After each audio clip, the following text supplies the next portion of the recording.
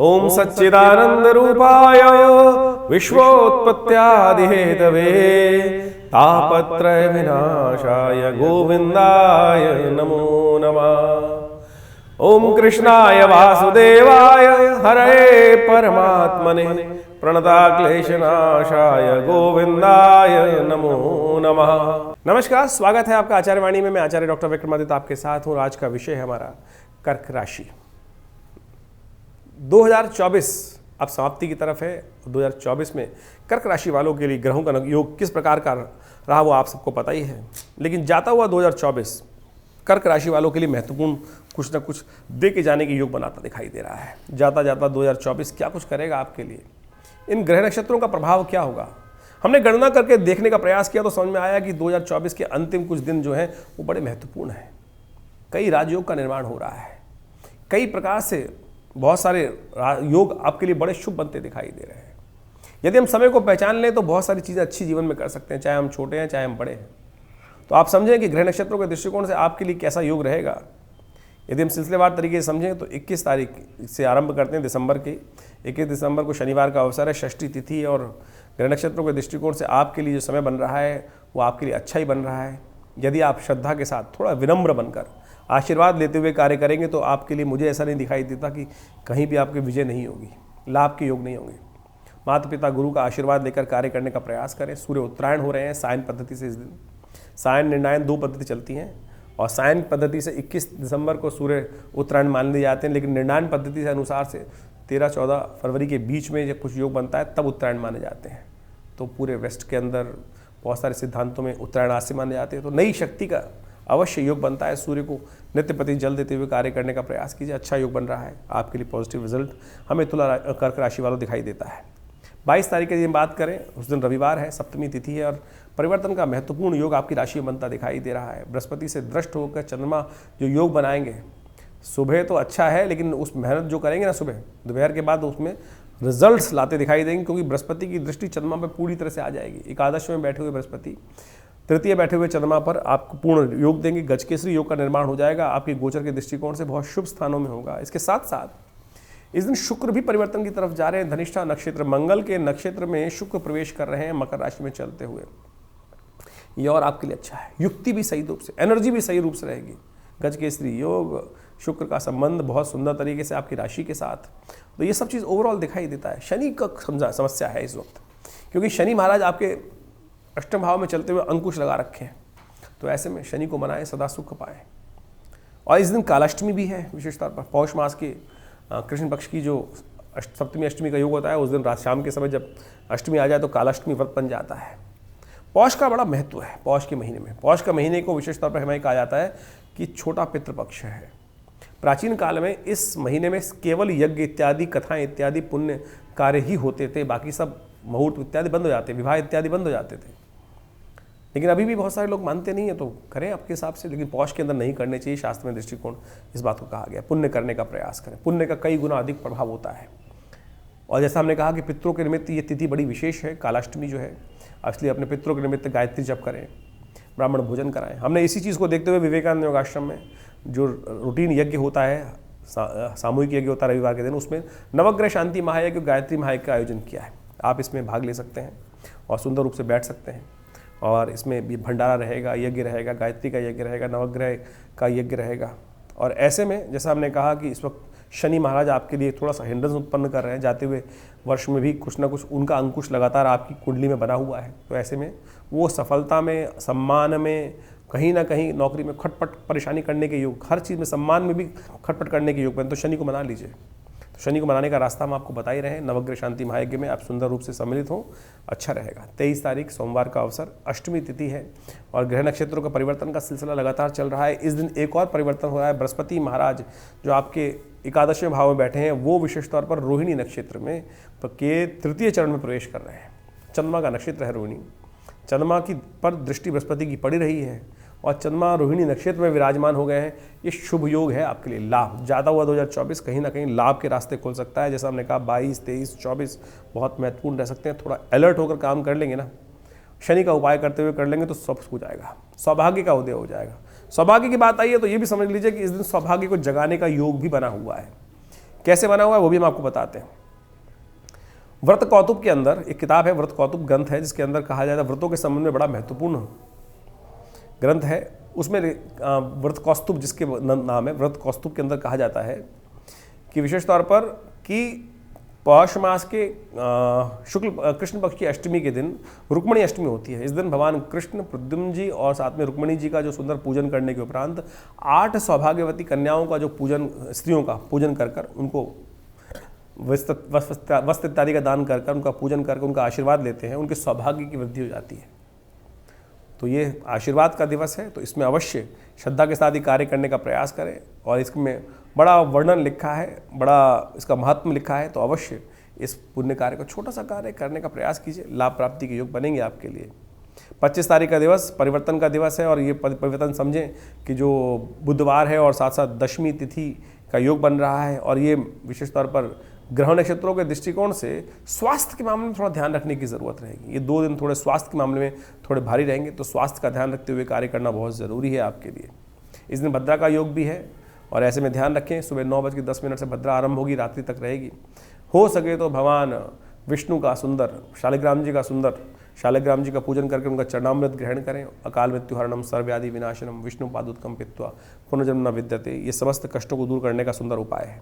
25 तारीख का यदि हमने गणना समझी, 26 तारीख का बहुत महत्वपूर्ण दिवस है, बृहस्पतिवार है, एकादशी है, सफला एकादशी का योग बन रहा है, और ये सफला एकादशी समस्त मनोरथों को सिद्ध करने वाली है। ग्रह नक्षत्रों के दृष्टिकोण से दिन थोड़ा भारी दिखाई देता है, ऐसे में कुछ अन्न इत्यादि का दान करना आपके लिए अच्छा रहेगा। व्रत करना सबसे बढ़िया उपाय है, और सफला एकादशी का एक ऐसा व्रत है जो इस कलिकाल में समस्त अनिष्टों को दूर कर देता है।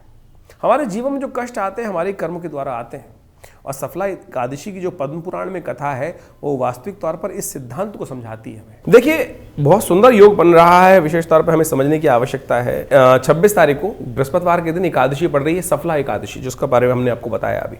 ये सफला एकादशी जो है सफलता देने के लिए अद्भुत है। कई बार हमारे जीवन में, हमारे मनोमस्तिष्क में ऐसे विचार उत्पन्न हो जाते हैं जो हमें कई बार हीन भावना में डाल देते हैं, कष्ट उत्पन्न करने के योग बना देते हैं। शास्त्र में कथा आती है कि सफला एकादशी के रूप में, जो पौष मास के कृष्ण पक्ष की एकादशी है, सफला एकादशी के रूप में जानी जाती है।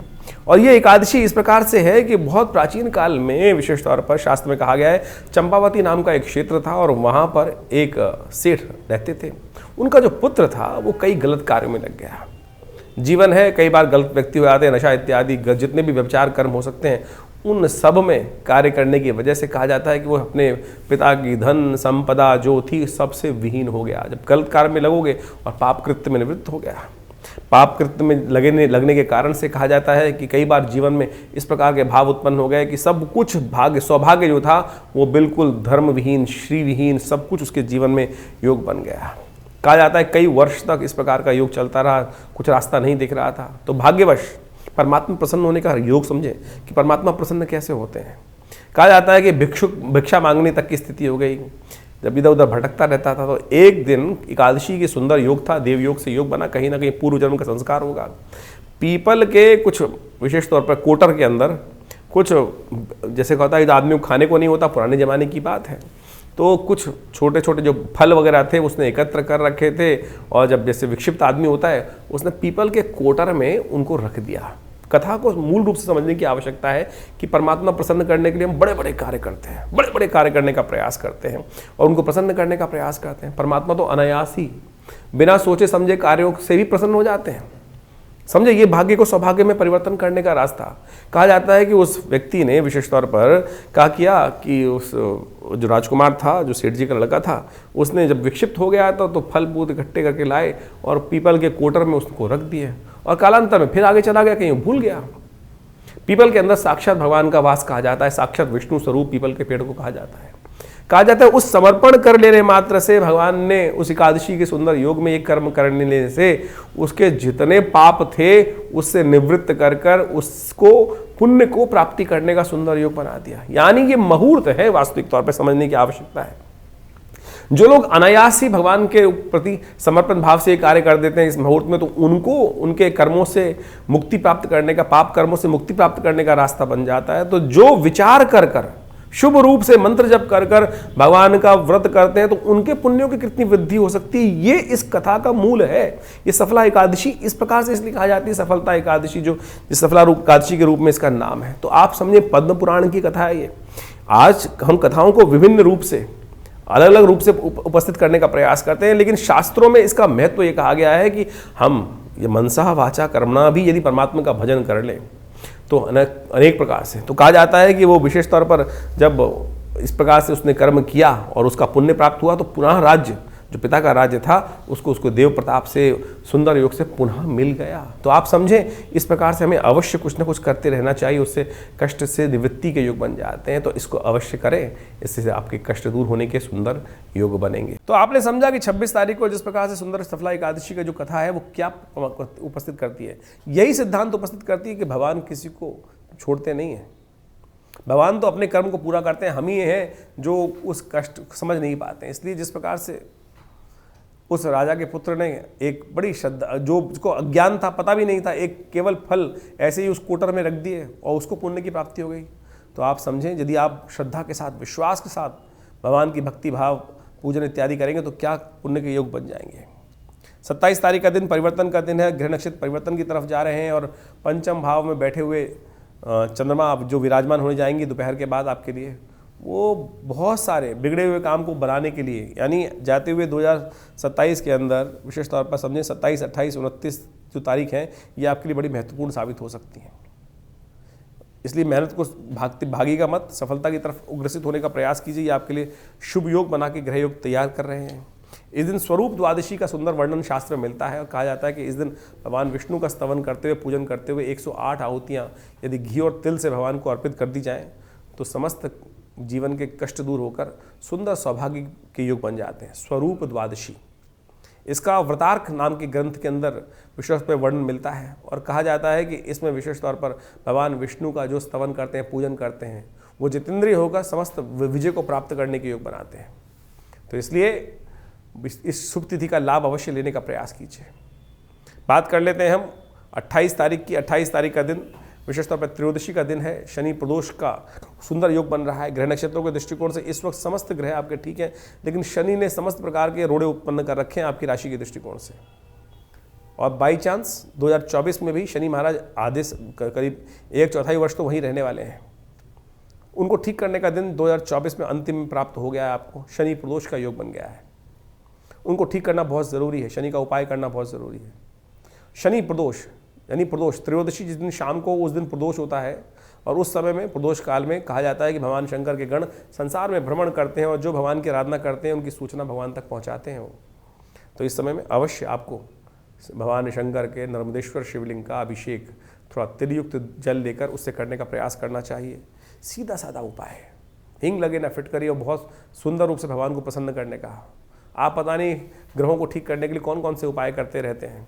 यहाँ शास्त्र में, पुराण में इतने सुंदर सिद्धांत वर्णित हैं, उनको आप सानिध्य लेने का प्रयास कीजिए, समस्त कष्ट दूर होगा। इस दिन एक और परिवर्तन होने का योग बन रहा है। शुक्र महाराज आपके सप्तम भाव से निकलकर जो अष्टम भाव में प्रवेश कर रहे हैं शनि के साथ।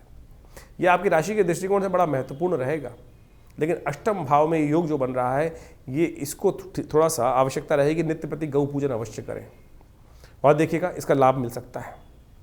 29 तारीख रविवार का अवसर, चतुर्दशी तिथि और ग्रह नक्षत्रों के दृष्टिकोण से योग आपके लिए तो अच्छा बना हुआ है। गजकेसरी योग बृहस्पति एकादश में बैठकर बना रहे हैं, शनि चंद्रमा पंचम भाव में बैठे बना रहे हैं, जो आपको कार्यों में सफलता देने के योग बना रहे हैं। आपके कार्यों में कोई बीच में हिंड्रेंस उत्पन्न नहीं कर सकता, इसलिए अपनी चाल को बड़े सुंदर तरीके से आप चलने का प्रयास कीजिए। वर्ष के अंतिम में लाभ के योग अच्छे बन सकते हैं।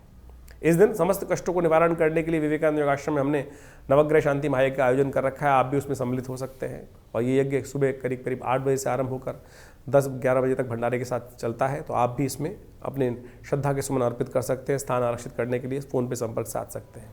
30 तारीख का दिवस विशेष तौर पर सोमवती अमावस्या का अवसर है, लेकिन ग्रह नक्षत्र आपके थोड़े भारी दिखाई देते हैं। स्वास्थ्य का विशेष तौर पर इस बदलते वर्ष से पहले ध्यान रखने की ज़रूरत है। आपको ध्यान रखिएगा, स्वास्थ्य पर समय भारी दिखाई देता है, थोड़े खर्चे बढ़ने के योग बनते दिखाई दे रहे हैं, तो ध्यान रखते, क्योंकि मंगल भी इन दिनों थोड़े कमज़ोर चल रहे हैं, आपकी राशि के दृष्टिकोण से राशि में चल रहे हैं।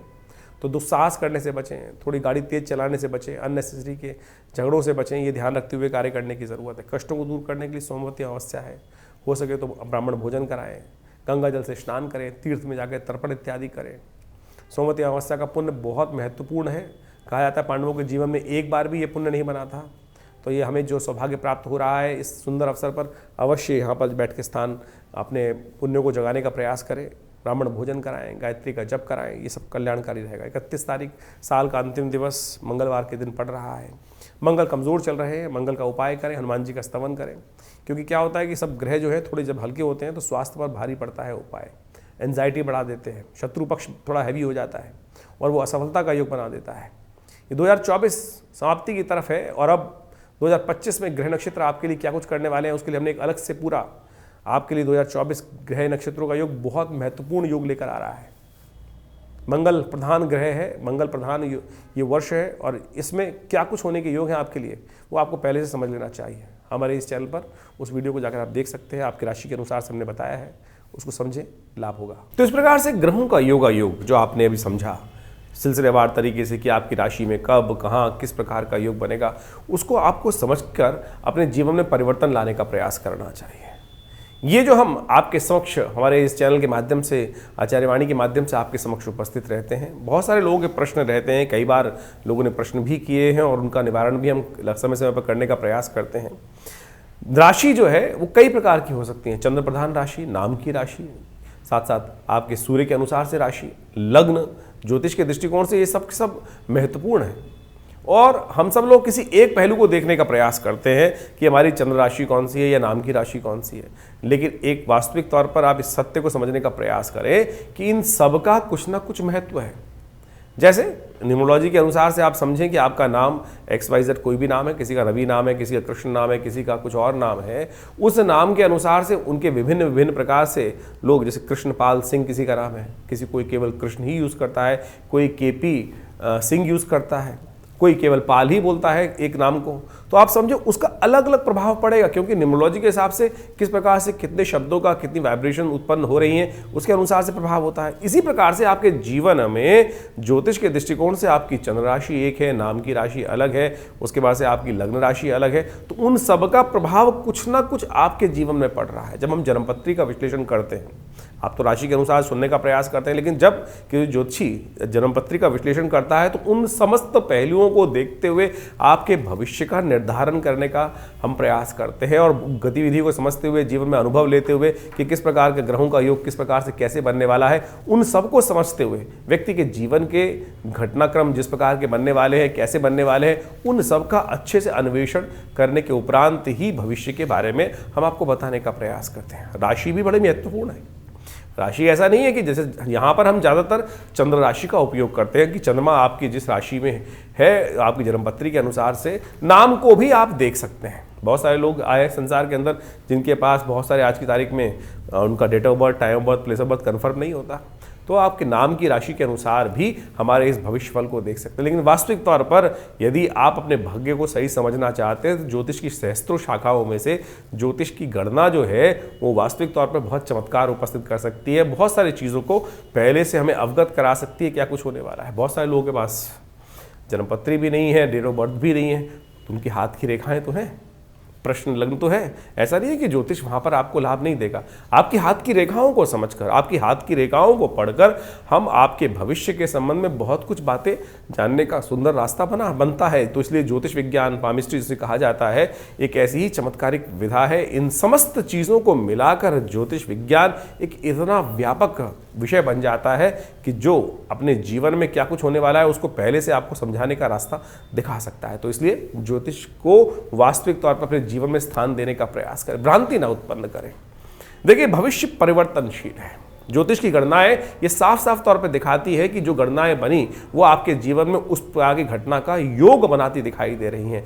तो यदि हम कोई अशुभ भाव बन रहा है, ज्योतिष का योग बन रहा है, अशुभ योग बन रहा है, तो क्या आप, एक प्रश्न उठता है यहाँ पर, क्या आप उसको बदल सकते हैं?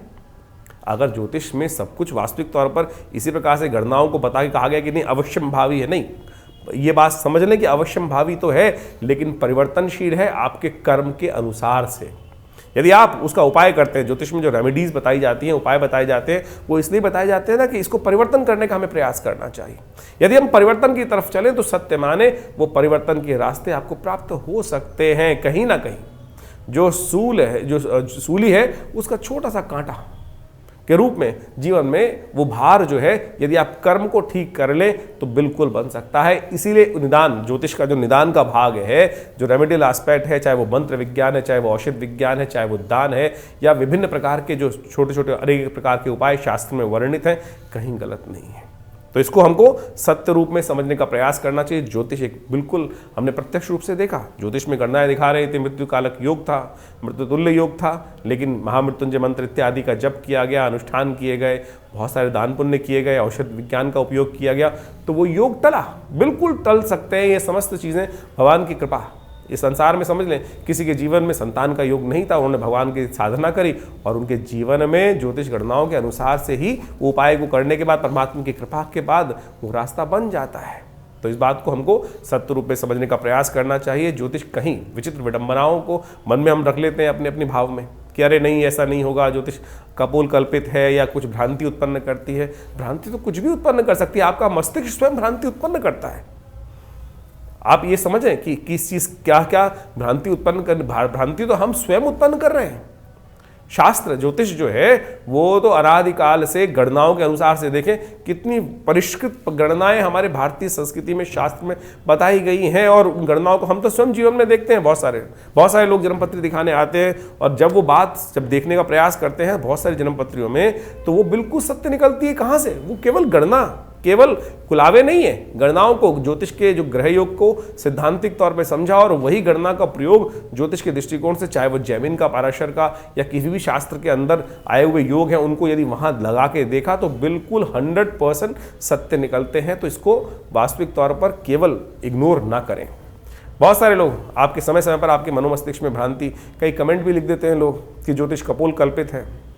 अभी तो आप केवल राशि के अनुसार से हमारे इन वीडियोस को सुनने का प्रयास करते हैं, लेकिन ज्योतिष की प्रत्यक्ष घटनाएं जब सामने आती हैं ना, तब वास्तविक तौर पे सत्य का भान होता है बिल्कुल। तो उसको इस जो मानसिक तौर पर विचित्र विडंबनाएं मन में उत्पन्न हो रही है, उनको हटाने का प्रयास कीजिए और ज्योतिष को सत्य रूप में समझने का प्रयास करिए। ज्योतिष का संसार ही ऐसा अद्भुत है कि जिसके अंदर शास्त्र में वर्णित हजारों बातें, हजारों लोगों ने इसका, लाखों अरबों लोगों ने इसका लाभ लेने का भारतीय संस्कृति से प्रयास किया। पूरे विश्व में इसको कहीं ना कहीं स्थान दिया जाता है, तो आप उसको स्थान देंगे, समझेंगे तो बहुत अच्छा रहेगा। तो ये हमने आपके समक्ष जो भविष्य का गणनाओं के अनुसार से भाव रखा है, उसको यदि सही रूप से आप समझें तो बहुत अच्छा रहेगा। नया वर्ष आने को है और नए वर्ष के अनुसार से जो जाता समय जो है वो आपको क्या कुछ देके जा रहा है, इसको आपने सही समझने का प्रयास किया। लेकिन फिर भी हम कहेंगे ज्योतिष को बहुत वृहद रूप से समझने का प्रयास करें। यहाँ तो हम केवल राशि के दृष्टिकोण से, क्योंकि ये संसार में सबसे आसानी से समझ में आ जाता है। अगर हम इंडिविजुअल तौर पर ज्योतिष के एक एक भाव को यहाँ समझाना शुरू कर दें, तो आधे लोग गणनाओं को समझाना शुरू कर दें और उसके अनुसार से बात करना शुरू कर दें, तो इंडिविजुअल रीडिंग हो जाएगी और वो यहाँ पर इस प्लेटफॉर्म पर शायद उपयुक्त नहीं रहेगी। तो इसीलिए ज्योतिष की जो राशि विज्ञान के अनुसार से, नक्षत्रों के परिवर्तन के अनुसार से यहाँ जो भाव है वो हम आपके समक्ष समय समय पर, सही समय पर रखते रहते हैं। और आपके मन में भी कोई प्रश्न चल रहा हो तो चिंता ना करें, हमने एक चैनल आपके लिए रखा है, आश्रम की व्यवस्थाएं आपके लिए हैं। व्हाट्सएप के माध्यम से आप तुरंत हमें अपने प्रश्नों को भेज सकते हैं। हम प्रयास करेंगे उन समस्त प्रश्नों का सही उपयुक्त समय आपको दे सकें, और व्हाट्सएप के माध्यम से जो प्रश्न प्राप्त होते हैं उनके निदान भी हम जल्दी से जल्दी देने का प्रयास करते हैं। लेकिन बहुत सारे लोगों के प्रश्न आ रहे होते हैं, नंबर्स आपके सामने स्क्रीन पर चल रहे हैं, उन पर आप अपने प्रश्नों को भेज सकते हैं। पर्सनल अपॉइंटमेंट लेने के लिए भी उसमें पूरी व्यवस्था आपको व्हाट्सएप के माध्यम से, उस प्रश्न के माध्यम से जो आप भेजेंगे, जो आप इंक्वायरी भेजेंगे, उसमें हम पूरी तरह से हमारे आश्रम संस्थान की तरफ से देने का हम प्रयास करते हैं। बहुत सारे लोग, एक बात और ध्यान रखें, आजकल बहुत सारे लोग हमारे नाम से, कई सारे लोग कह देते हैं कि आचार्य विक्रमादित्य से हम डायरेक्टली बात कर रहे हैं, और बहुत सारे लोग हमारे पास कई प्रकार इस प्रकार की सूचना आई हैं। तो थोड़ा सावधान रहें। हमारा दिल्ली में ही आश्रम है, विवेकानंद योगाश्रम संस्थान है, और हर रविवार को हम स्वयं आप सबसे वहाँ पर मिलते ही है, जिसमें सामूहिक यज्ञ का जो कार्यक्रम होता है। वैसे तो नित्य प्रति 8 घंटे आश्रम में यज्ञ होता है, लेकिन रविवार के दिन सुबह 8 बजे से लेकर 10 बजे तक विशाल भंडारा, सुंदर यज्ञ, स्वाध्याय और आपके प्रश्नों का निदान, जो भी छोटे मोटे प्रश्न हो सकते हैं उनको हम निदान देने का समय पर प्रयास करते ही हैं। तो आप रविवार को विवेकानंद योगाश्रम में सादर आमंत्रित हैं, और इस कार्यक्रम में आप भाग लेकर माँ भगवती का सुंदर दर्शन कर सकते हैं। जैसा हमने आपको कई बार बताया है कि विवेकानंद योगाश्रम में 1947 में मुल्तान से माँ भगवती का सुंदर शिव विग्रह पधारा, और उनका आज वहाँ पर सुंदर मंदिर विराजमान है। उनका दर्शन करेंगे तो देखिए 500 साल भगवती की दिव्य प्रतिमा पुरानी, उनका दर्शन करने मात्र से बस बहुत सारे कष्ट जीवन से दूर हो जाते हैं। और आप स्वयं सादर आकर रविवार को या कभी भी बहुत सारे उत्सव होते हैं, समय समय पर उसका बारे में हम आपको बताते ही रहते हैं। तो आप यदि आश्रम में आएंगे और माँ भगवती के सुंदर सानिध्य में रहेंगे तो माँ भगवती की कृपा से बहुत सारे जीवन के अप्रत्यक्ष कष्ट भी अपने आप जीवन से दूर हो जाएंगे। साथ साथ विवेकानंद योगाश्रम के माध्यम से हम यहाँ समय समय पर बहुत सारे यज्ञ इत्यादि, बहुत सारी कथाएं, बहुत सारे सुंदर कार्यक्रम समय समय पर आपको बताते रहते हैं, वो होते ही रहते हैं। इसके अलावा योग, प्राकृतिक चिकित्सा, आयुर्वेद का एक पूरा 100 बेड का हॉस्पिटल भी चल रहा है, जिसमें बहुत सारे लोग आकर अपने स्वास्थ्य संबंधी समस्याओं का निदान भी यहाँ पर करते हैं। और बहुत सारी भारतीय पराविद्याओं के संबंध में, चाहे वो मंत्र विज्ञान है, चाहे वो योग विज्ञान है, चाहे वो यज्ञ विज्ञान है, आयुर्वेद, मुद्राएं और इस प्रकार से योग की बहुत सारी सहस्त्रों शाखाएं, प्राणायाम इत्यादि, हठ योग इत्यादि पर बहुत सारा शोध कार्य, कुंडलनी योग, ध्यान योग, इस पर समय समय पर हम प्रकाशित भी करते रहे हैं। करीब करीब 50 पुस्तकें आश्रम की तरफ से प्रकाशित की गई हैं, जो विभिन्न योग इत्यादि के क्षेत्र में, अध्यात्म के क्षेत्र में बहुत अद्भुत स्थान रखती हैं। तो आप हमारी संस्थान से जुड़कर अपने जीवन में पूरा महत्वपूर्ण परिवर्तन लाने के लिए सुंदर योग बनाएं। स्वागत है आपका विवेकानंद योगाश्रम में।